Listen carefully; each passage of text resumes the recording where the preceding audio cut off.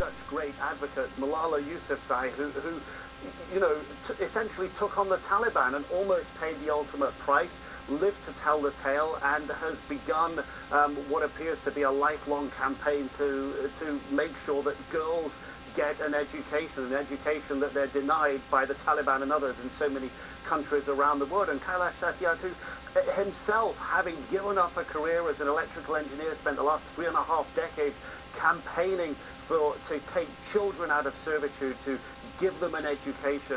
By his own words, he says he believes he's helped save 80,000 children from servitude. One of the things he did, think about those bright, well hand-woven Indian rugs that so many people like to buy when they go as tourists to India. Well, he created an organization to put a label, a mark on rugs to show that they hadn't been woven by children, to make sure that children weren't being put into servitude, stitching rugs. It's campaigns like that that he has championed, that he has helped to push. So he has, as you say, a career now. He was born in 1954, a life spent promoting education. So really a very big message here from the Nobel Peace Committee, that education is important, that this is for the next generation. This is a very significant, it seems, award. Sometimes the Nobel Peace Committee have been controversial in the past. This is one, I think, that is unlikely to see a lot of controversy around it. And Malala Yousafzai, all of 17 years old, Nick, you know, what were you doing when you were 17? You know, this young woman has been shot in the head by the Taliban, stood up, you know, to an entire movement, risks her life every day to speak out for education, for other young girls and women around the world. And she does it with such poise and such dignity, Nick. She does, and that's really what's become the trademark for her. Really, this is somebody who could have, you know, who has every right in many ways to want to scream and shout about the Taliban, but she doesn't.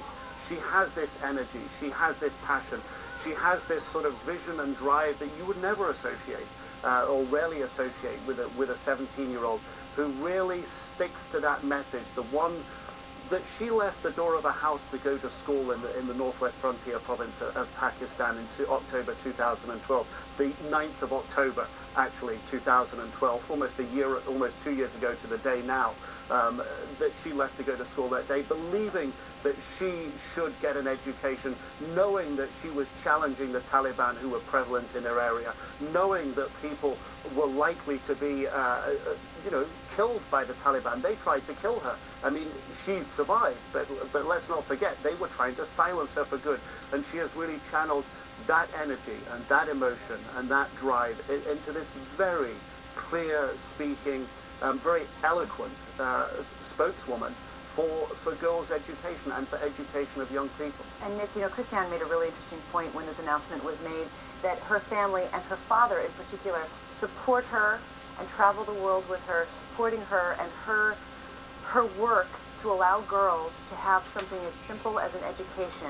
And I think that's really important. It's not just about women supporting women or young girls fighting for what they need, but this prize is about all children, about men and women honoring children.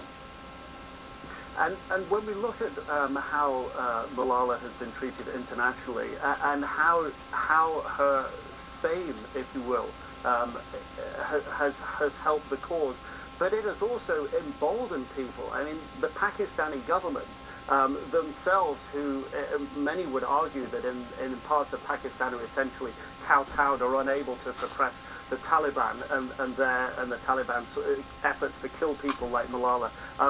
They supported Malala. They supported her family. They helped her family move to Britain, gave her parents a stability while they were here, to help Malala get her treatment, to allow her to finish her education here in Britain, and really sort of support the family.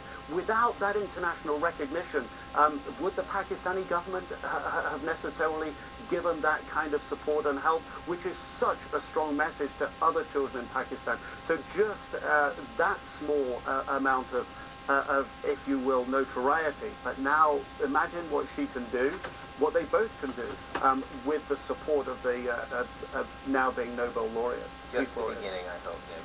Nick Robinson.